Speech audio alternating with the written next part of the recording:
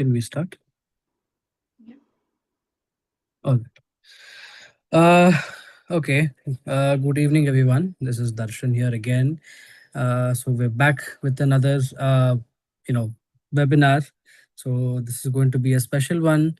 So we'll be discussing a lot of topics on geriatric care, elderly, geriatric, population, the patients and the caregivers burnout.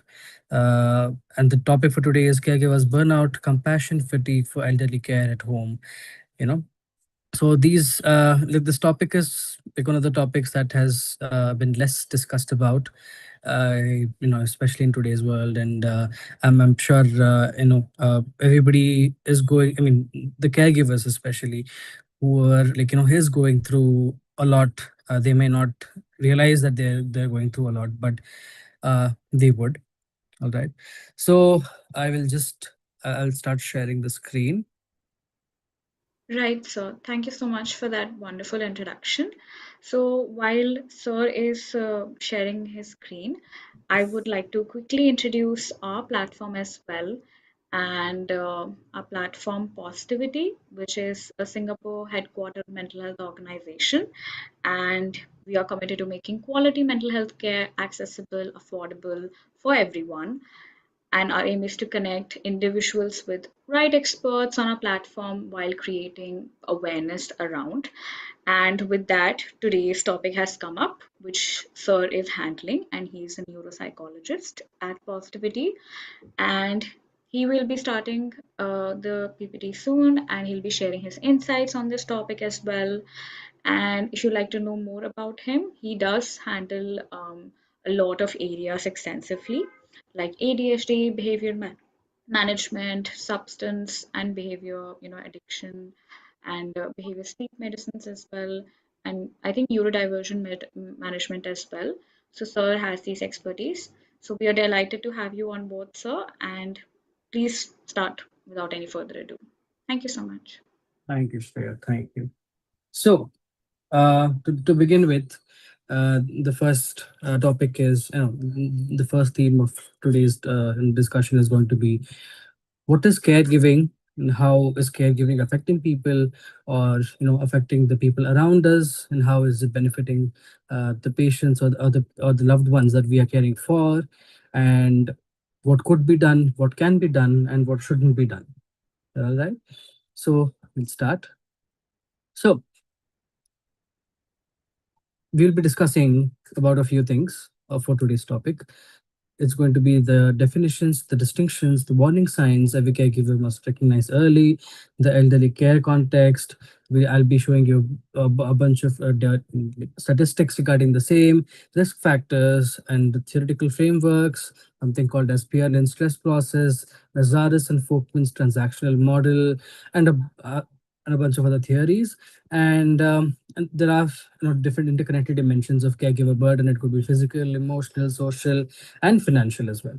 So, and how they compound over time without structured support. So, begin with, what is burnout? Right? Uh, People don't know.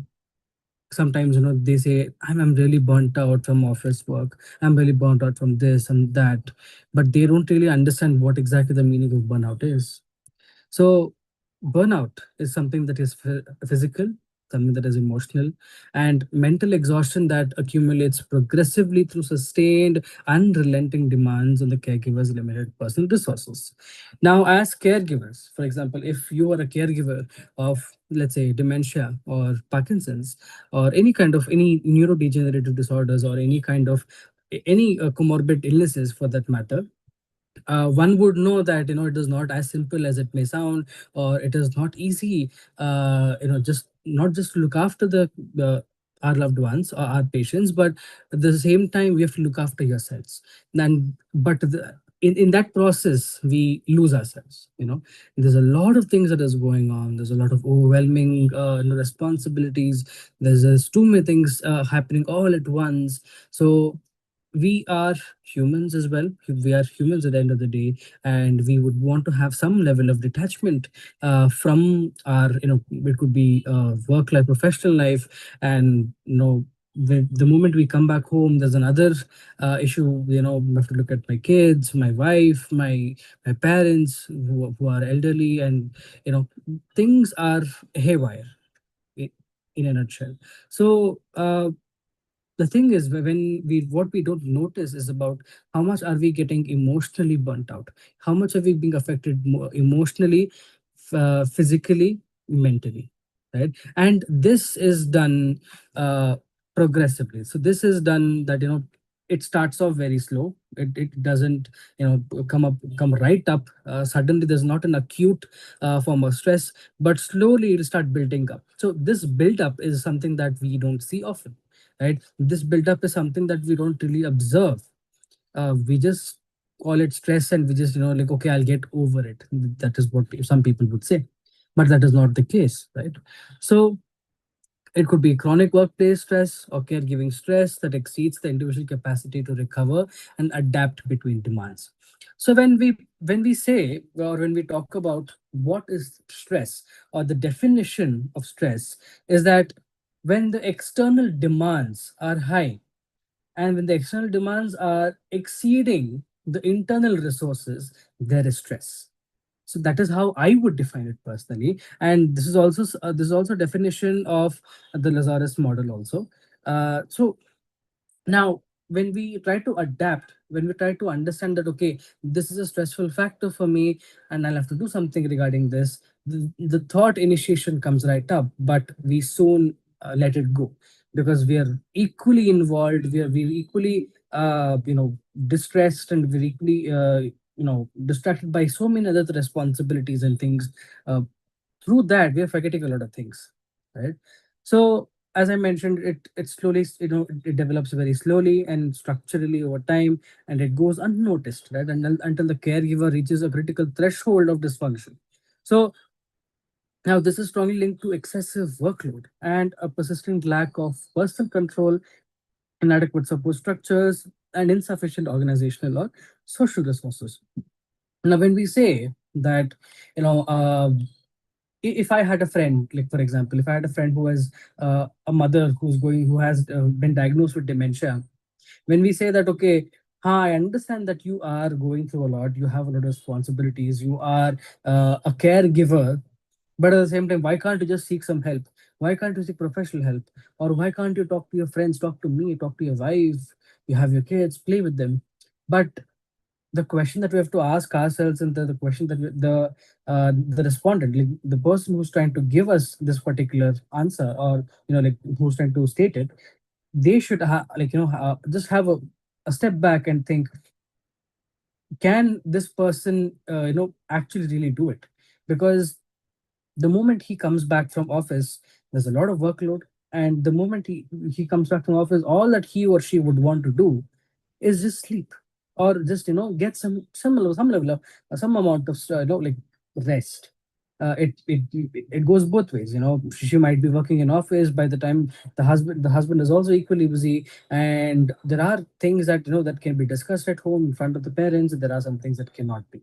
So when he comes back home, or when she comes back home, it is everything is it is like finding a needle in a haystack. Sometimes that is what caregivers go through, because finding that small amount of stress, or sorry, not stress, finding the small amount of rest or some level of peace is very, very difficult, right? So at that point of time, you know when the household issues come up, we just feel like, no, I just don't want to do anything anymore, and this just keeps going on, and this never stops, right? Neither is the husband or wife who's the active caregiver, nor are they talking to themselves regarding what it should be talked about, nor are they getting professional help.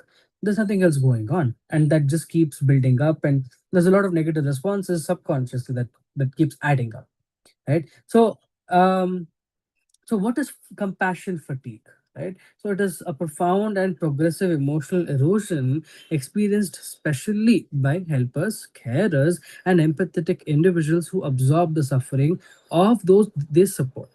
Right. So we as individuals, we as helpers or caregivers, we absorb a lot of things. Office stress, or I come back home, there's my child's homework that we have to help with, and at the same time there's a lot of commotion that is done by my parents who are distressed about something else. So we absorb all these frequencies, we absorb all the negative or the positive influences, or you know suffering it could be, so of who they are supporting. And this repeated absorption of the patient's trauma, pain, emotional distress directly into the caregiver's own psychological experience, right? So, and slowly this can emerge suddenly and acutely also. But again, I would say gradually is the way. Acutely, it does come up if the caregiver has, if he or she would have any kind of comorbid condition, but I would say it is always gradual, right? So maybe that is what is called, often called as the cost of caring, right? So unlike burnout, which accumulates slowly over months of years of sustained exposure to all of these stressors. So some of the most prevalent and the most severe and highly empathetic individuals, like particularly family caregivers and healthcare workers, who invest a lot of time in those who they care for, right? So we'll move on. Risk factors for caregiver burnout. Now there are so many roles one would have to be a part of. Like he or she is a father or a mother, a working professional, a parent, and a daughter or a son to uh, their parents, and who are suffering through different illnesses. So what is high empathy roles? So people who are in the field of healthcare, of healthcare workers, therapists, psychologists, social workers, teachers, and the first responders are disproportionately at risk due to the constant emotional labor, high stake decisions, and always this personal investment inherent in their roles. The thing is, when we talk about these kind of professionals, they invest a lot throughout the day. I'm not saying that and anybody would else in different professions would not do. They would equally do that. But somehow, according to research, according to what we have seen, therapists, social workers, teachers, ASHA workers are like, these are the first few people who are going to be exposed and affected the most, because there's a lot of emotional pain, trauma, and happiness, laughter, or sadness, depression, anxiety. There's a lot of things that we as individuals or any these professionals are exposed to. And when this becomes constant, when this becomes chronic, there's a lot of other negative things that are happening in our cells, right? Next, the workplace environment. Long shifts, overwhelming caseloads, minimum autonomy, having very limited, less amount of independency to make decisions or to have any kind of control, and poor supervision and critically insufficient organizational resources that create a structural environment that increases the entire framework of burnout, right? So it just keeps adding on, there's no stopping to this, it just keeps adding or piling on, and it just keeps getting unnoticed at the same time. And this is one part of having like it could be workplace environment or stressors, but at the same time there's a lot of things to be dealt with, like the personal traits. Like if I am a caregiver, or if you are a caregiver, I or you would have our own personality traits, our own personality disorders.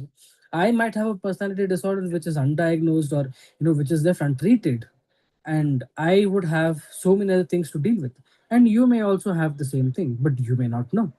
But when we as caregivers, when we are dealing through, going through all these things, it is very crucial for us to understand that there are times that if my own personality can come up, right, when caring for the loved ones. My own personality can either make it amazing or make it just bad, right? So having that kind of limitation, having that kind of understanding, or having that kind of insight about oneself, about what kind of a personality do I have, or what problems do I have as an individual with regards to personality, I think that is the great way to start, working on oneself, right? So the deep seated perfectionism, the chronic difficulty in establishing firm personal boundaries and and tendency to consistently place others' needs above one's own physical health, emotional well-being, and personal sustainability. Now, though we may have personality disorders, that is, we will keep that apart. But at the same time, uh, we as caregivers were always, you know, at the point where, okay, it's fine. Even if I have issues, it's totally fine. I'll put, my parents first, the people who need to be cared for, them first. It's always them first and then me, or maybe me, right? So this is affecting one's physical health, also emotional well-being as well.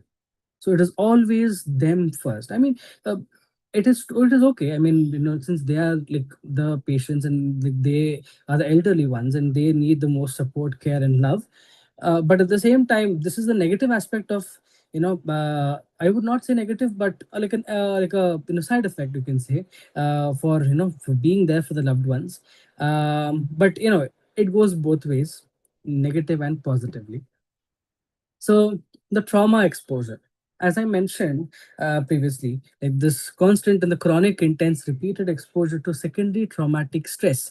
It could be vicarious trauma or like a deep-rooted trauma, and the sustained graphic suffering of patients, creates a cumulative emotional burden that depletes even the most resilient caregivers. When it comes to our own, right, we might see people passing away in hospitals due to different disorders and diseases, or it could be anything. But when it comes to our own, it just breaks us apart. No matter how strong you and I are, at one point when it comes to our own parents, or friends and families, we are caring for, I think that just breaks us completely into two. And that is why there's a lot of stress that is also involved in the same. So moving on. So the global aging population, right? So we have to also consider statistics. I just can't say that, okay, this is this and this is that. We'll have to get our stuff through, and we'll have to work hard to provide for ourselves and focus on ourselves. That all said and done, and great. But we'll have to look at the projections as well. What statistics is saying, and what can we learn through it, and how we can adapt further as well, right? So it is always a demographic crisis that we are seeing when it comes to the geriatric health. So the accelerating demographic shift toward a sustainably, like a larger global elderly population is amplifying, right? It is just increasing the caregiving burnout risk. It high, like they're having unprecedented demands on both formal health systems and informal family structures as well. So the concurrent rise in chronic illnesses is there, cognitive decline has been seen, and dementia dramatically intensifies the complexity, duration, and the emotional demands placed on caregivers at every level of society. Right. So according to the WHO statistics, so the global population aged over 60 and above is increasing more rapidly than any other age group. And that is shown by uh, improved healthcare, declining birth rates, and extended life expectancy across developed and developing nations, right? So according to the projections that we can see, the 2050 projection, so we can see around 2 billion people who are projected to be over the age of 60, and by 2050, that shows like a doubling from the current figure that we have as of now. And this shift will like completely change and redefine the caregiving demands everywhere, worldwide, right? And when we look at the longevity trend, the life expectancy continues to rise steadily as a direct result of healthcare advances, uh, meaning that caregivers are now supporting loved ones for far longer for a longer period of time, often like sometimes a decade or more than that. And this extending care duration is a burden also. So why are these trends accelerate strain? Why is it that, right? So dementia care dynamics, when we talk about, like, dementia being the most there's a disease or a disorder that is out there, and that is like growing rapidly. So this, particularly for dementia, this requires a lot of, hardcore, intense, around the clock vigilance that, gives any time or rarely any time for rest for the caregivers. Unpredictable behavioral changes, personality shifts are there, and progressive memory loss act as, the initial and initial triggers for the caregivers, and the rapid onset of compassion fatigue in family caregivers. So, and also to accelerate it, this chronic illness longevity, right? So the modern medicine extends life expectancy substantially. But yet this longevity paradox dramatically increases the caregiving duration. So this kind of makes a trajectory toward the long-term burnout and caregiver decline almost inevitably without time. So this could be, done, like, helped with structured intervention, or immediate intervention, and respite support as well. And if we look at the sandwich generation, like, this is a trap, right? So many family caregivers have simultaneously manage the complex needs of aging parents while continuing to raise and support their own children. So creating a dual burden that leaves absolutely no personal time, space, or energy for emotional, physical, or psychological replenishment as well.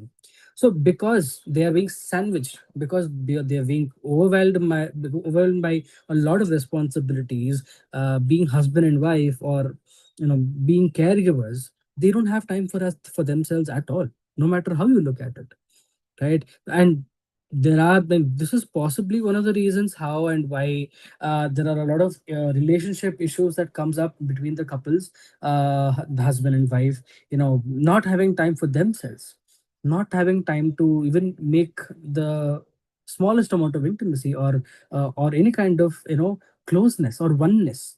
So that itself has been taken out because of the burden, right? The amount of burden that is on them, and because of no personal time. And also because of this, they are not able to spend time with their own kids as well. So, and that is one of the, like, most, like, the negative aspects of the in the entire framework of the caregiving is what I would say. So moving on, elderly care at home. So people often debate, like, this and though it is debatable, this is such a topic that it is always debatable. They're having a lot of research that has been done already. So many research outputs that have been published, and studies does show that approximately around 40 to 70% of the family caregivers experience clinically significant symptoms of depression, anxiety, emotional distress, emotional burnout at some point of, point during caregiving. But this also goes unnoticed, right? But caregiver burnout is not a sign of weakness, or a lack of commitment, right? I would say rather it is like a predictable response to prolonged exposure to caregiving stress, right? Many caregivers begin their role with a lot of enthusiasm and dedication, and with a lot of compassion as well. But as years pass, as months, and like over the years, continuous and chronic caregiving demands can deplete emotional and physical resources as well. But does it stop there? I would say no. It just never stops. So burnout is particularly common, among the individuals who are caring for the elderly family members at home, right? So there are pros and cons. I would not say, having our loved ones, who we are caring for, having them at home has its own advantages and disadvantages. But it also depends on the symptomatology. It all depends on the kind of symptoms that the patient, or the person with dementia, or any person who's suffering is giving, right? So one of the advantages that we can see is that aging adults are able to maintain to remain in a deeply familiar home environment, surrounded by trusted loved ones and cherished personal memories, right? And see, though we know that it is a significant decline in their health, or if it is a neurodegenerative disorder or a disease, we come to an understanding that, okay, this is not stopping, and at one point anything could happen, right? So I or we as caregivers, we have to be prepared for it, and they definitely mentally start preparing for themselves. So they make it a thing that okay, as long as my parents are here, as long as I'm caring for my parent, um, let them get the best of everything. It could be my our time, it could be my kids at my children's time, spending time with us, talking to us, cherishing those memories. And this is a good thing. This is like a definitely like a positive outcome. This is a thing that we are thinking of, how uh, if one would not be ready to send them their parents to respite care or dementia care facilities, I understand. That is, I get where they're coming from, but it also has its own cons, which I'll get to later. So the stronger bonds, right? So the multi-generational living arrangements, when it is well supported, have the potential to deepen and enrich family relationships across different generations, and that increases mutual understanding, the respect, and shared response. Now, but when we come to the disadvantages, for example, now the disadvantages, especially, for example, though they are at home, we understand that things are going fine. But for example, if my or if your father or your mother would have dementia, then it would start off very slow. Like it is never an acute thing that comes off suddenly. So it gradually increases. It gradually progresses. So in the initial few phases, the cognitive impairment starts. So it could start off as the basic, mild to moderate cognitive impairment, and then moderate to severe cognitive impairment, and then severe to very severe cognitive impairment. So in these phases, there's different symptomatologies. There are different behaviors that are exhibited by the patients. Now, in every phase, we're trying to understand the patient from every single angle. Since we are doing this constantly, we are also equally confused as to okay, am I supposed to let this go, or am I supposed to just take my parents or take my the loved one to the hospital or a aged care facility? But I also feel that I don't know how they will take care of the patient. At least at home I can see him or her, and I'll be happy. uh, I'll be at least satisfied that okay, we can talk to her from time to time. They can spend time with us or with my children. Definitely, this is a thought that every person would go through or come up with, and that is very understandable at the same time. But at the same time, parallelly, if you look at it, it could also be that when the progression of the illness starts to accelerate, there are problems that come up that will definitely come up, which will worsen the symptoms. Now, at that point of time, neither the husband or the wife, whoever is the primary caregiver, they would not know how to care for the for the person with dementia, like, at every single point, right? Because at every single stage of time, there's always a shift. There's always a shift of behavior, symptoms, and there's a lot of things that is going on. So, but at the same time, they really want to make an effort to do a lot of things. They want to make an effort to look after them, but they just really are helpless at one point, right? But they also feel that what if, like, what will the healthcare facility do? Like what are they doing, are they doing something different that what we are not doing?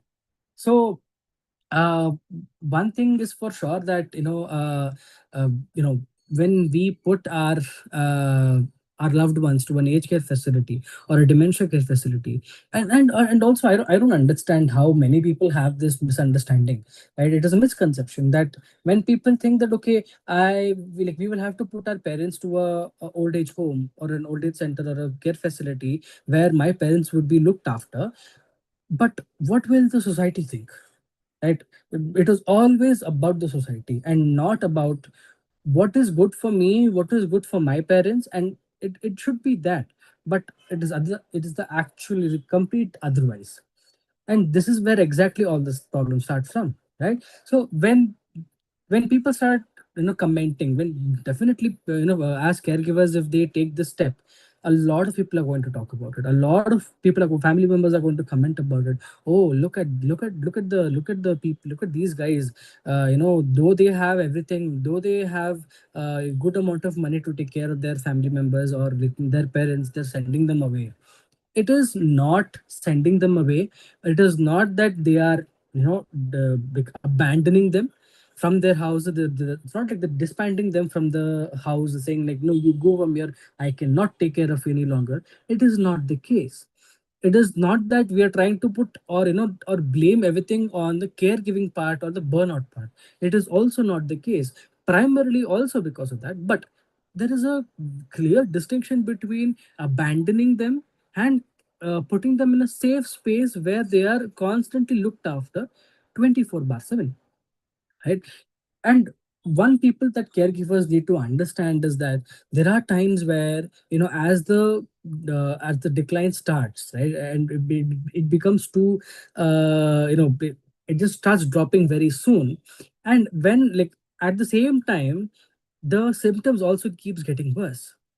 And because of this, it could also be that, the environment or the objects or things around the house are not safe for the PWD or person with dementia. It is definitely not safe. For example, if the person with dementia would be walking around the house and suddenly they stub their legs or toes or hands on furnitures, or randomly they will start wandering around, then they might end up being in the kitchen, and they might playing, they might start, handling the knives. And that is something that is not okay, right? But they would not have a recollection, they would not have a definitive understanding of what exactly is happening or what I should be doing at this point. But at the same time, that is not okay for them, that is definitely harmful for them. So because of this very fact, we are trying to say that, okay, the home environment is not suitable for my parents, which is why I'm putting them into a aged care facility where they're looked after 24 by 7. We have respite cares, we have like an OPD setting wherein, we could drop your parents in the morning and come pick them like up when you come back from work. There are so many other options, but sadly, because of the way the society looks at it, and the way we prefer or we think that, okay, what will the society say or what will people think, everything goes for a toss, right? It just becomes very challenging. Now, when we talk about the challenges in caregiving, there's emotional toll, there's physical tolls in the emotional, problems as well, physical problems as well. So the repeated physical demands of lifting the patients, like lifting the parents, or repositioning the grandparents, and managing, like, always like constant medical needs a lot, and it just places like an extreme strain on the caregiver's body physically. So this, when it is, frequent, right? Frequently, when it is done, it leads to musculoskeletal injuries, chronic pain, and long-term physical deterioration as well. So, and when we talk about the emotional erosion, so when we are witnessing all these things, when we are, exposed to all these environments, the progressive and irreversible decline of the beloved family member, this keeps triggering a continuous and ambiguous grief process, right? So mourning incremental losses that occur, long before physical death and without social recognition as well. And how we're trying to evolve, evolving family roles. The primary caregiver imbalance is what we can see the most, right? In the vast majority of family caregiving situations, one designated individual, always absorbs approximately 80%. This is according to the statistics as well.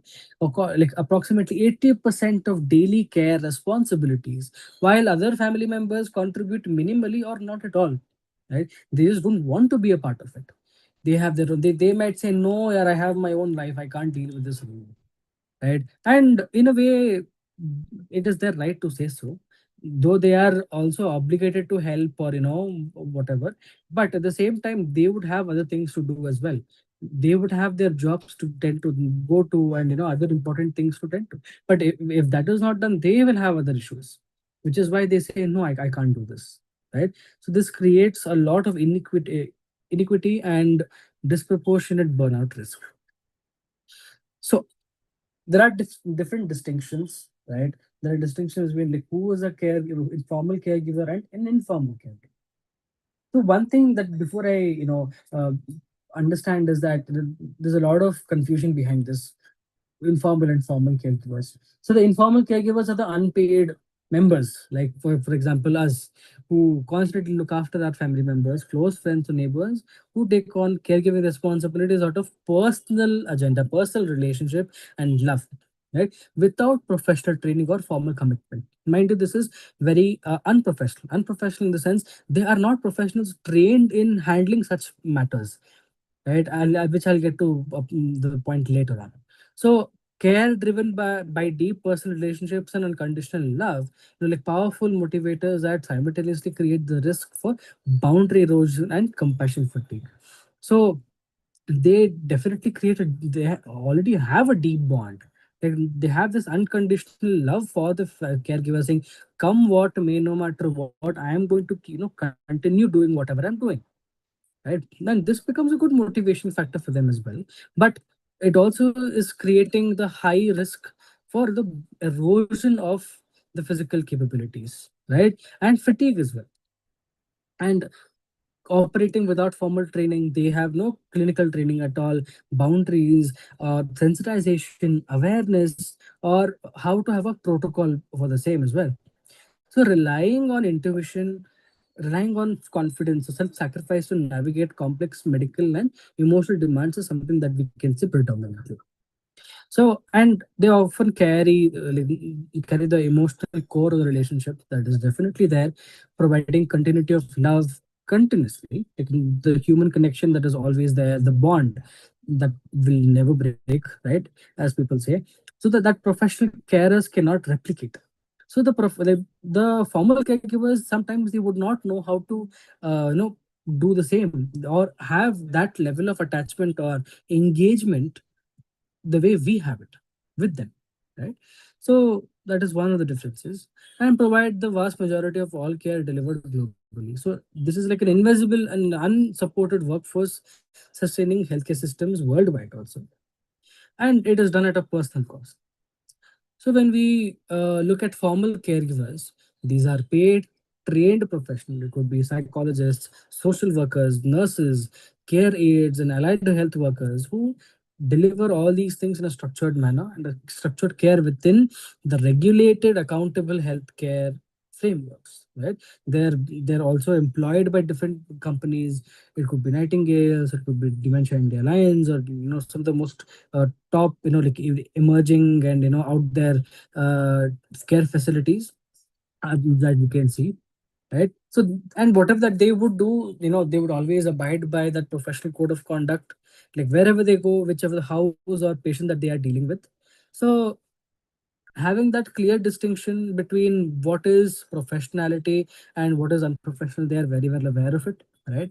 And they're all like always under supervision. They're always under supervision, saying that okay, if something goes wrong also, there's always a head nurse or a head manager that takes care of that will jump right into the situation and try to help them in every way possible, right? So if at all they want, if they want more formal care training, they'll definitely get that as well. But that is something that is missing in the informal caregivers, right? They have structured debriefing and employee assistance programs to help them learn, understand, and protect the well-being and prevent burnout. So do formal caregivers have burnouts? Definitely, they are humans too. They also suffer from emotional, mental, physical burnout, just the way we are dealing with it. But in a way, they are thought to to deal with it in a different manner that reduces the workload, that reduces the amount of stress that they're taking, and the amount of burnout as well. Right? So the formal caregivers always establish and maintain the professional and personal boundaries. They understand that they should not cross such boundaries, and they make it very clear to them, right? And last point is that can psychologically disengage at the end of a defined work shift. Right? This enables the emotional recovery and cognitive separation that is essential for sustained functioning of that particular professional. Anyways, so the hidden reality of caregiving, right? So definitely some of the common misconceptions that we can see is that the caregiving is easy if you truly love the person. Some people automatically believe this, saying that no, I'm very attached to this person. I don't think anything will affect me in any way. Right? Love is assumed to make the hardest moments manageable and the emotional toll bearable. Right? So the family members naturally and instinctively know how to provide appropriate medical, emotional practice care simply by virtue of the relationship, because of the understanding, because of the bonding that they already have with the caregiver. Right? So the caregivers never feel frustrated, resentful, or angry also at sometimes. But those who do are somehow considered selfish, rude, inadequate, or morally failing in their duties as a caregiver. This is something that we, like the societal, the relationship comes into the picture here, saying that, this is what you are doing and this is what I think you should be doing. You're not doing it right. We will People will always have a lot of comments to say, no matter what you would do as a caregiver. But the frustration, the resentfulness, or the aggression or angry, and those who do consider, like, themselves as selfish, and people may say a lot of things, but it is very difficult to, like, if we tell them, why don't you put yourself in my shoes and work in the similar manner, you would know, right? It is easy to say than doing it, right? And if we do something else, they say, no, you're failing, you're a failure, you are inadequate to, to have these responsibilities. So these are the situations that does always come up with, when we are looking after our loved ones. And I would strongly suggest not to, orient ourselves towards, or have this level of feedback from the society, because it just makes things a lot of worse, a lot worse. So asking for help or admitting exhaustion is widely perceived as a sign of personal failure, weakness, or insufficient love for the care recipient. Naturally, what happens is that when, we as caregivers, when we start understanding that, okay, things are getting out of my control, things are out of my hands, I don't know what to do, I am burnt out, I am exhausted, I've come to a point where no, there's no turning back now. I can't leave my parents, I can't leave my job, I can't leave anything. And when they admit exhaustion, but they are admitting exhaustion, yes, they are, definitely telling us that, yeah, I am equally exhausted, I don't know what to do. They're admitting to it, but they automatically feel that this is a personal failure. This is a failure on my part. Maybe I didn't do things right. Maybe I'm not doing enough for my family members, or I'm not doing enough for my parents, from who I am looking after. Or sometimes it just gets even more worse. Sometimes it just goes into a point where one would feel, maybe I am not right. Maybe I am not, well equipped with all these things. And when they show that level of weakness or insufficiency, love for the care for the recipient to anybody else, unconsciously, subconsciously, the other person, the recipient who is receiving all this information, he or she would have a lot of things to say. Definitely, we can't stop that. But are they professional caregivers? Are they professional psychologists, geriatricians, social health care workers? If they are not any of these, I would strongly suggest you not to discuss these things.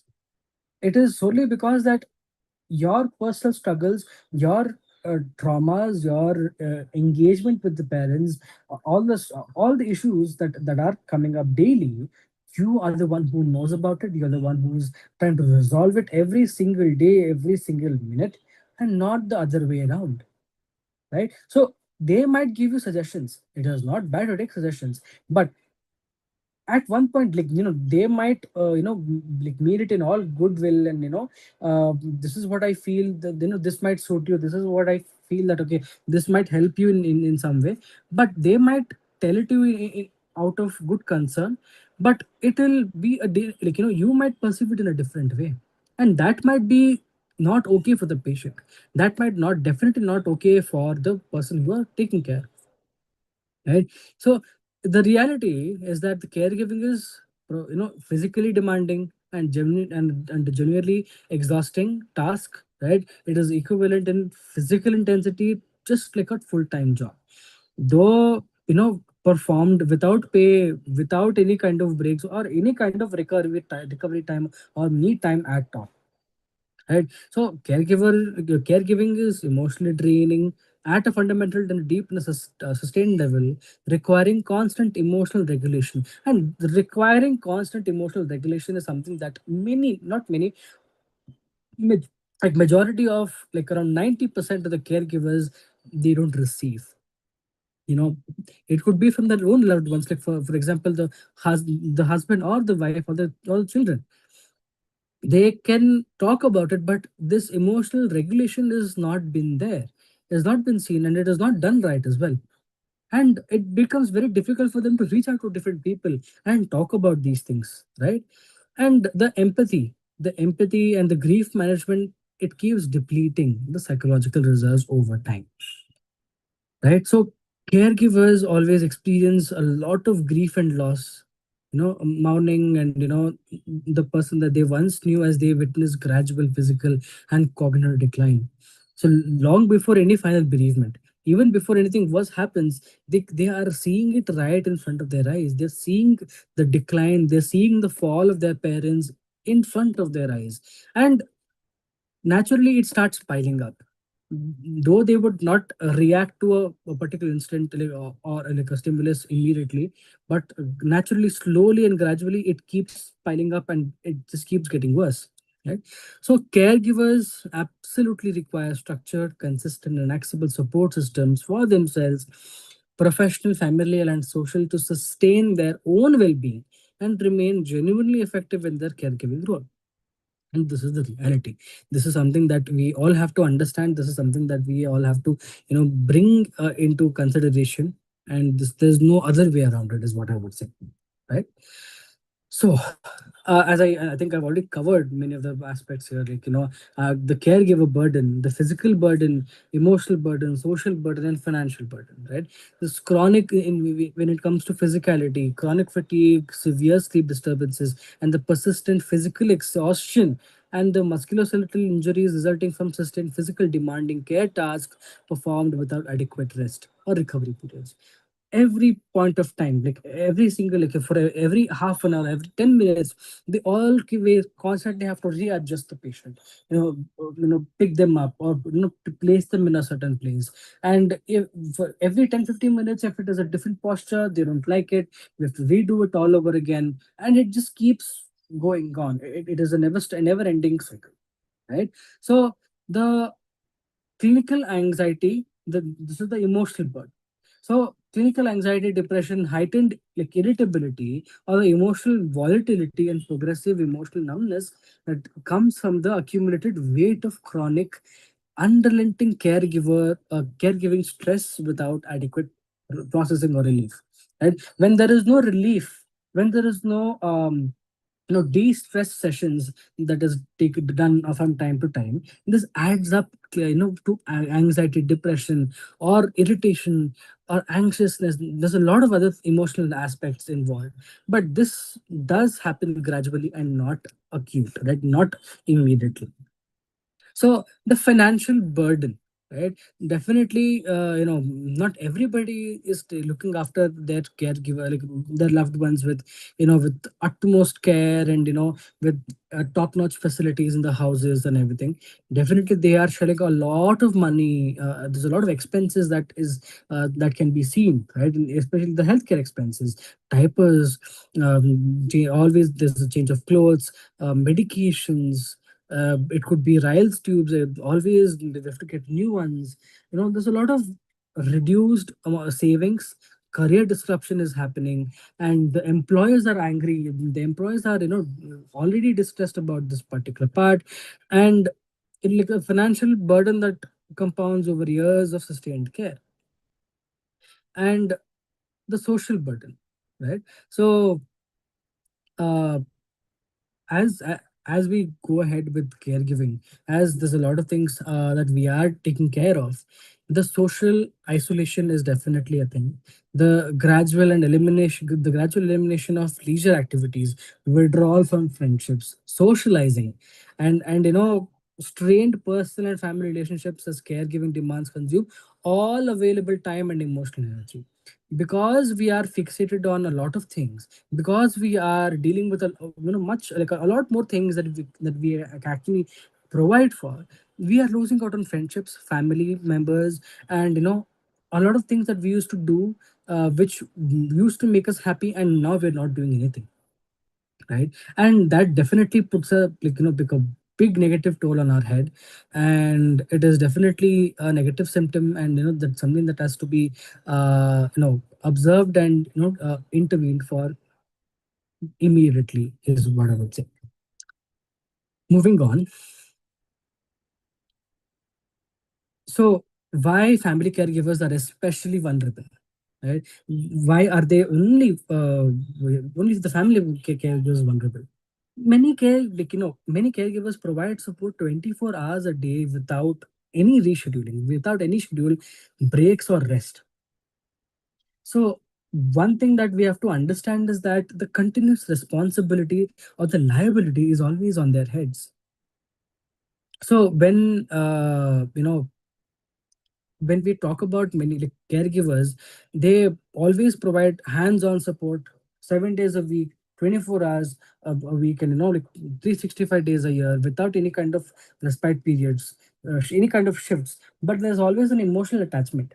Unlike professional caregivers, as I mentioned, family caregivers often have a deep emotional relationships with the elderly individual. There's always a conflict of role changes, right? And because when a child becomes the parent's primary caregiver, so the fundamental dynamics and the psychological contracts of those relationship shift profoundly, because they are our like immediate people that we like or who we are caring for. Definitely there's always a role that we play in each of their lives. I'm a father to my kids, I'm a son to my parents, I'm a husband to my wife, and vice versa. And there are different roles that I'm playing at the same time, and there's a lot of vulnerability, right? So the thing what we have to also understand is the level of emotional attachment, right? The depth and the history of emotional bonds between family members, and that makes the professional psychological detachment that protects formal caregivers from burnout nearly impossible to achieve. This is very the devastating part wherein we see that the detachment that we are seeing from dealing with caregiving is going to be the most difficult part, because we are emotionally attached to our family members. Anything that may or may not happen will definitely causes a lot of distress, right? And the lack of training. So one thing that we have to also understand is that not all of our our training or our experience in caregiving, it sometimes it may feel that it is never enough, right? So most family caregivers receive very little formal education regarding caregiving, right? So because the the guidance or the caregiving techniques is something that they're not been taught and they're not equipped with, and that is why there's a lot of misconception, there's a lot of confusion that takes place beneath it, right? So they have a lot of challenges definitely, but the healthcare workers can professional or the formal caregivers, the healthcare workers can leave work at the end of the day, right? Family caregivers, they cannot. And this is one of the biggest issues that we are seeing day to day. Like they may provide care around the clock while simultaneously managing employment, household responsibilities, and their own health needs at the same time. So the emotional connection between caregiver and the care recipient adds another layer of complexity, right? Because the caregiver experiences not only stress but also grief associated with the loved one's decline of their mental health or decline of the physical health also. So we'll move on to the next slide. So what is compassion fatigue? Right? This is known as the cost of caring. right? So this is a profound state of exhaustion and dysfunction, both biological and psychological, resulting from prolonged unrelenting exposure to secondary trauma, where the caregiver internalizes the suffering of the recipient as if it were their own direct lived experience, right? Definitely, when caregivers go through, when they are going through great levels of exhaustion, both biological and physiological and psychological, uh, that is resulting from chronic stress and chronic trauma and secondary trauma. Secondary trauma in the sense like how they are being exposed to all these grief, emotional burnout, like emotional burden, all the burdens that are around them. And when he or she starts, they start internalizing, they start putting everything on themselves, right? And be, they start believing that, okay, I feel that even I have been living all these things, like whatever that they are experiencing, I feel even I am experiencing these things, right? So uh, out of like within the context of caring for a deeply suffering person over an extended and open-ended period of time, with no clearly defined end point or resolution in sight for the caregiver, the caregiver is just blind sometimes, you know. We are caregivers, at one point of time we don't know what to do. We have no clue, we don't have no guidance, we don't have a structured idea, okay, this is what I'm going to do next. Or no, we have some people who do not have that as well, right? There's no end point that is defined, or there is no resolution inside for the caregiver, or to plan things ahead next. So, unlike burnout, which develops gradually and structurally over months or years, the compassion fatigue can strike suddenly sometimes and at a very rapid rate and very acutely, right? Sometimes coming from the immediate aftermath of a single intensive, intensive traumatic caregiving episode. Sometimes, like for example, not all the times it's like a place where, okay, I am enjoying myself with my parents.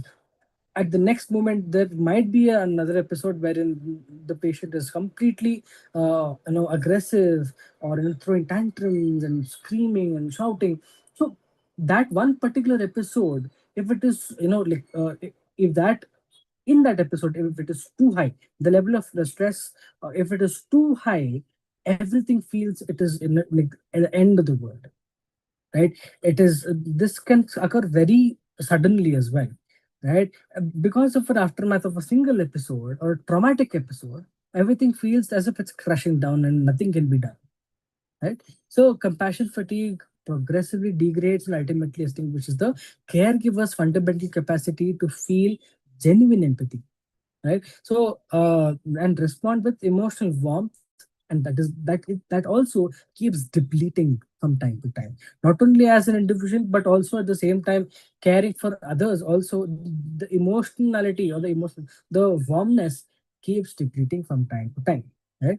So and maintain the quality of compassion presence that both they and the recipient deserves is slowly going down. So the key is the distinction that we have to understand is that burnout wears you down structurally and systematically. Now, through systems, workload, it could be environmental, it could be fatigue, your emotional core directly and personally, and it could also be through the intimate act of witnessing and absorbing another person suffering, like life, like in person, right? So this is something that we can see. So I'll just give like a brief rundown of what burnout and compassion fatigue is. Now, environmentally driven is where a structural wearing out caused by the conditions and systems within which the caregiver operates, not the emotional content of the relationship. And in compassion fatigue, it is relationally driven. It is an acute emotional erosion coming from the empathetic bond from the caregiver and the care recipient, right? In terms of burnout, we can see there's a lot of uh, physical stress, the workload, or the lack of autonomy, lack of independency, and the chronically poor organizational resources that fail to adequately support the caregiver's functioning. The caregiver also needs some level of backup, always some level of support, that throughout the day, throughout like every point of time that they would require. But sadly, this is something that is missing, right? And In when it comes to compassion fatigue, there's always the patient's trauma, fear, and distress into the caregiver's own psychological and somatic experiences, right? And this develops slowly when we talk about burnout, and over months to years it slowly starts developing. But in the case of compassion fatigue, it is more intense, like acute as well, right? That is what I would say. But the recovery requires structural change, reducing workload, increasing autonomy, improving livelihood systems, support systems, not just coping strategies. So in for burnouts, we'll have to see that okay, we have to start from the very scratch, from the ground, like from the grassroots level, from there and up towards up, like wherever there are issues. And this requires emotional processing of secondary trauma when it is about compassion fatigue, right? And the healthy boundary development, and often the professional therapeutic support to restore the capacity for empathetic engagement. Now, I think we've already covered this, saying why family caregivers are most vulnerable. As I mentioned, they are always there on 24 bar 7 duty cycle, with no shift end, with no rescheduling handover, nothing. It's just constant. It's like a train that never stops, right? And there's always this emotional attachment within the family. The relationships makes the professional, like psychological detachment that protects the formal caregivers with compassion fatigue almost entirely impossible for us, like for the informal caregivers, to achieve or maintain consistency over time.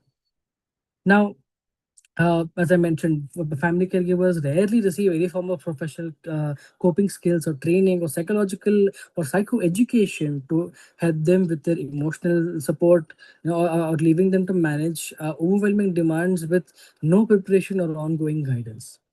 So, with no supervisor, like with no team of colleagues to share the emotional clinical load with, it really becomes really hard for the patient, for the caregivers, because at one point it feels it there is no turning back, right? Even if they turn back, there is nobody to listen to me. If they go ahead, there's always going ahead, and there's no stopping, right? So I'll just, I won't go too in depth regarding this. This is called the PS, the Berlin stress model.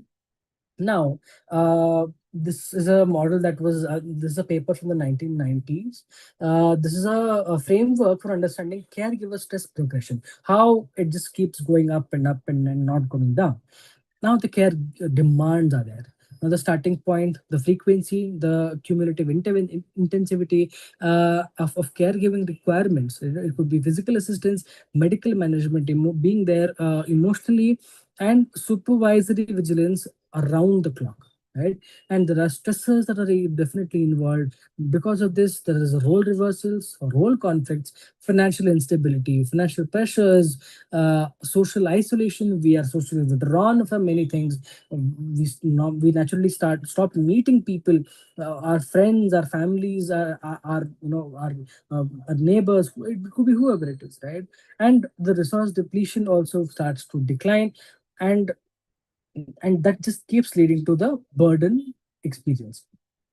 So when we talk about the burden and how overwhelming it is for the caregiver, and it could be the measurable time and energy demands that has been being placed in front of them, and experienced as a direct and a sustained result of ongoing caregiving responsibilities. Now, the dimensions require assessment and interventions at the earliest, right?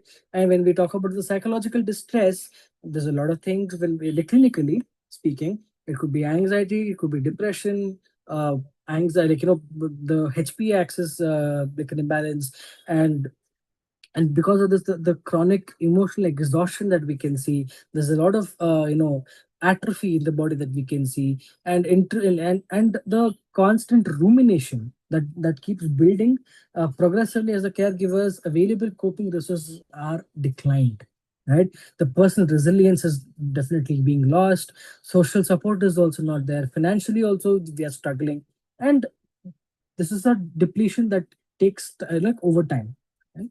So, and the final and the most severe outcome of the this particular model is the burnout. right? Reaching when all coping resources, all protective factors and support systems are fully exhausted, right? And this is when the burnout starts to actually take place, right? So and what Palin is trying to emphasize here is that proactive and structured intervention at each at an early stage is absolutely critical for preventing this endpoint. So whatever that I had mentioned, if there is a support system, if there is an idea, if there is a support, like a thing that the caregiver can get, any kind of support at every point of time, we can reduce the amount of burnout, burden, and psychological and emotional and physical distress drastically. Okay. And I have already mentioned about the Lazarus theory, about how dangerous, threatening, and challenging part of is the stressor. The caregiver is consciously and unconsciously evaluating the significance of the threat level of the caregiving demand. Its meaning is the immediacy and the potential harm to the care recipient and to themselves. There's always a harm between like the recipient, and that is the patient, and the caregiver as well. And we talk about the secondary appraisal. It talks about, do I have sufficient personal, social, and material resources to cope with this demand effectively? As I had mentioned in the beginning, the definition of stress is that, when the external demands are overwhelming, or when they are excessive and the internal resources are very limited, or it's depleting, there is stress, right? It could be the energy, the skills, the knowledge, the social support, and also determines whether they are adequate or overwhelmed. Do they have enough resources to deal with it? Do they have enough level, like that level of capacity to understand and help themselves throughout the way, right? And the coping response. Now, coping strategies are divided into emotion focused responses, managing the distressing feelings generated by the stressor, and problem focused responses, right? That are directly we are addressing and attempting to resolve the stressor source, where it is coming from. And effective caregivers learn to deploy both strategically. And the reappraisal, it is ongoing, continuous reassessment is required, and as the caregiving situation evolves, the care recipient's conditions keeps fluctuating from time to time, right? So, and the available resources internally or externally keeps changing from time. So flexible and cognitive, having this flexibility and adaptation is identified as the single most important factor in sustaining effective long-term coping. Now, uh, I'll move ahead with the models, since we are lacking on time. Now, the compassion fatigue. This is the Figley's model. This connects the high empathy plus prolonged exposure, failure to detach, that leads to emotional depletion, right? There's always a high empathy when we talk about caregivers. The strongest and the most developed empathy, like empathetic capacity.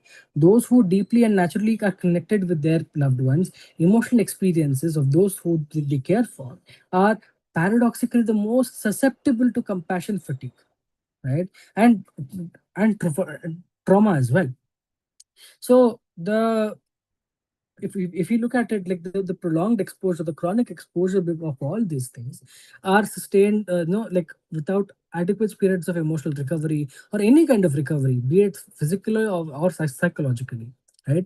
And this failure to detach, it becomes very difficult for an individual who's a caregiver to detach himself or herself from the roles and responsibilities that he has or she has taken up for the loved ones, right? And this progression of compassion fatigue in all the caregiving relationships is seen. So the secondary traumatic stress. So the caregiver progressively absorbs the patient's trauma, pain, fear, distress, as I mentioned before, as if there were own direct lived experiences. So this sometimes leads to the PTSD symptoms or the equivalent symptoms in most cases that we can see, because of the amount of trauma that they are exposed to, like all the time, right? There's a lot of grief, there's a lot of fear, there's pain, distress that takes an emotional toll on the caregiver as well. So the emotional depletion, the terminal stage of Figley's model, what he's trying to say is that the level of compassion fatigue, that requires immediate professional intervention, right? This has to have like immediate attention on the caregiver, because they need to feel empathy. They have to be responded with emotional warmness, and and to sustain compassionate engagement from their for their caregivers and for themselves as well, right? So that is something that we can see in this model. And I think I've already mentioned about how we are affected both emotionally, mentally, but I've missed out the cognitive symptoms. So there are cognitively there are different aspects that are being affected, right? It could be persistent forgetfulness, severely impaired concentration, difficulty making even routine decisions, cognitive fog, or what we call as the brain fog, right? And mental exhaustion that undermines the caregiver's ability to provide safe, attentive, high quality care over time. Naturally, when we are burnt out, we are susceptible to having depletion of the or dysregulations of the HPA axis, that that exerts a lot of stress, and there's a lot of cortisol release. And excessive cortisol release is something that can lead to hypervigilance, and that is definitely not okay. And for the brain as well, for the brain's health, this is something that is too much. There's always an inflamed part of it. There's always an inflammatory response to all these processes, and because of which there is we can see brain fog, confusion, and lack of concentration and lack of focus, and this keeps getting worsened over time, right? And when we talk about the emotionality, there's heightened irritability. Irritation is at the highest peak.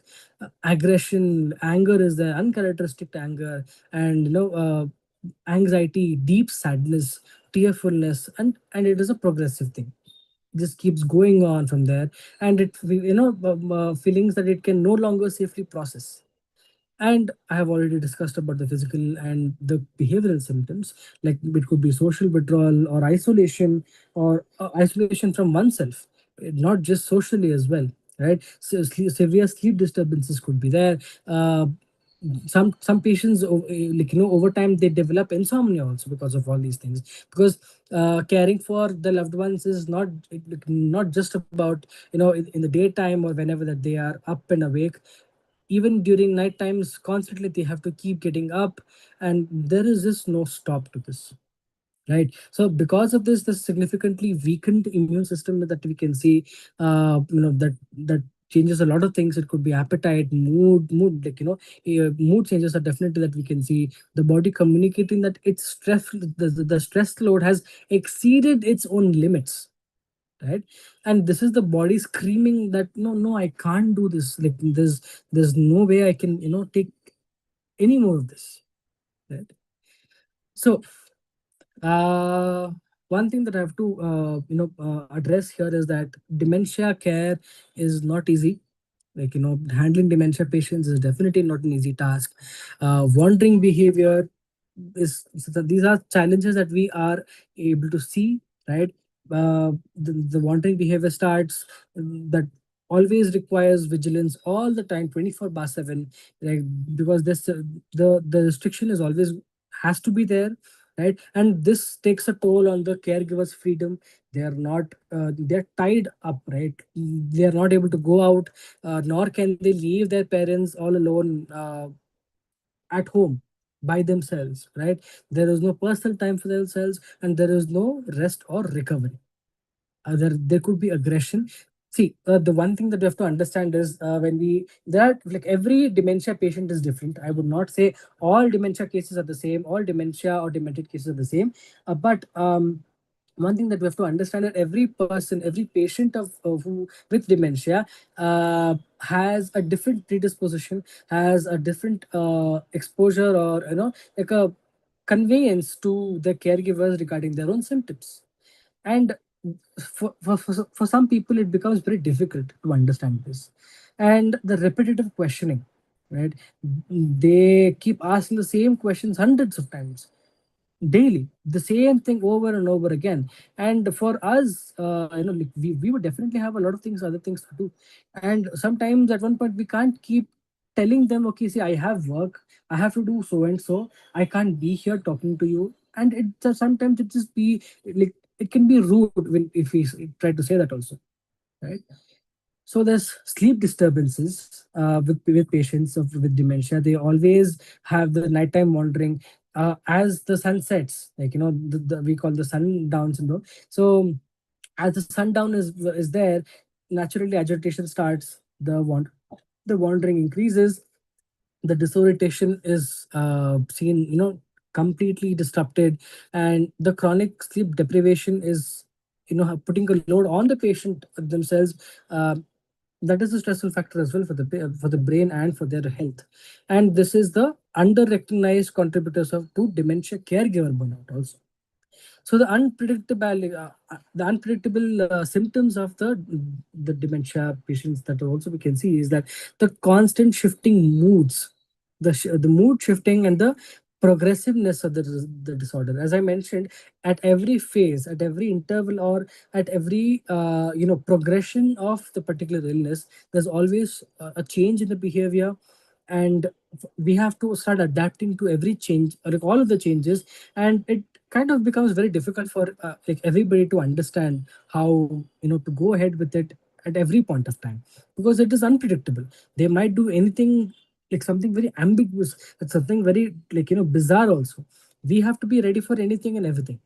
So for, like, because of this, there's a lot of stress, there's a lot of, anxiety, like a lot of sleepless nights that goes through, a lot of wandering behavior that starts immediately. They start getting violent, they start getting aggressive suddenly for no reason. The one thing that I would like to point out is that if at all you or whoever else is going through this, or if they're a caregiver of a person with dementia, what I would like to advise is that, to try to understand their symptoms, like, to try to be there in their shoe, because though, like, there could be internal pain, right? It could be the infection, something that is annoying them, something that is, creating distress internally inside their body. They may not know how to physically, or like, to verbally tell you guys. They may not be fully equipped, or they will not have that level of capacity or understanding to convey that to you.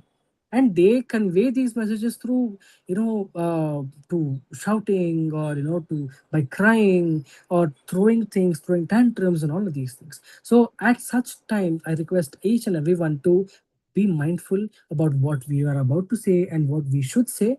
And that is the best way how we can help them, and how we also can stay at a city level, right? So uh, that is it. But before I conclude for today's session, what I would want to I'll just explain is that there's a lot of caregiving demands that we go through as caregivers. From caregiver demands, we there are primary stressors, and from primary stressors there are secondary stressors that I mentioned. Then there's psychological burden, and the burnout and compassion fatigue is that being seen. So all the models that I just showed you, or like, or explained, the stress models, they help us understand why caregiving, the caregiver burden or burnout develops, and how it just keeps worsening from time to time. And caregiving itself is the, like only one source of stress. Like secondary stresses are such as financial problems, strains, and social isolation can often contribute equally, and are even more strongly to psychological distress. So, one thing that I would want to say before I close is that I understand that it is definitely not easy and not okay, being a caregiver. And like we as caregivers, sometimes we might feel, exhausted, and we might throw tantrums, or we might get irritated. Uh, there are changes that we also go through, and it is not easy. And if at all you get angry, and or angry at yourself, I want you to understand that it is not your fault, right? It is not your fault to feel that way, or like the fact that, okay, you're internalizing a lot of emotional thoughts, and, like, putting everything on your heads, saying that it could be my fault, or it is the way I am, or I should have been this way, or what have I done to see all these things. It is okay, but just don't lose hope is what I would say, because they are at the the final stages of their lives. And whatever that you have been doing is amazing. You guys, you have done great. But if there is something that you could reach out to, somebody that you could reach out to, talk to, please talk to professionals, please talk to psychologists, geriatricians, social healthcare workers who would be willing to help on the same, and who would be be there to guide you from time to time, and to help you to get out of this, or to have remedies in place for you to have a better coping strategy. So don't blame everything on yourself, saying that it's all because of me, I should have taken better care or something like that. It Everybody goes through the same thing, everybody, but there are people who go through things differently as well, right? Not everybody is the same. I might be going through something and you might be going through something different, but like it is all about hope, right? Let us all be hopeful. And if at all you feel that no, I feel that my parents have to be shifted, please take the call, right? You are at a place where you have to decide for yourselves and for your loved ones as well, because they would definitely need it. And at one point, like even they might even understand it. So with that, I would like to conclude the session. Uh, Shreya? Right. Yeah. Right. So as we conclude today's session, I would like to thank everyone for joining on YouTube and over here and being part of this important discussion. And my sincere thank to Darshan sir for sharing his valuable insights. And I think, sir, you beautifully explained this topic, and you have raised an important factor that everyone should reach out to, right? And also that caregiving caregiving is act of compassion, but it is also equally important that caregivers also prioritize their mental health, their own well-being, and seek support whenever needed, right? So you talked about primary stresses as well, and how if you want to take the call of their well-being, they should as well. So I think this is an important discussion. Sir has beautifully summarized and explained. So before we sign off, I would like to encourage and explore our positivity platform. So, sir, would you like to go ahead and show the Yeah, platform? sure, sure, sure. So,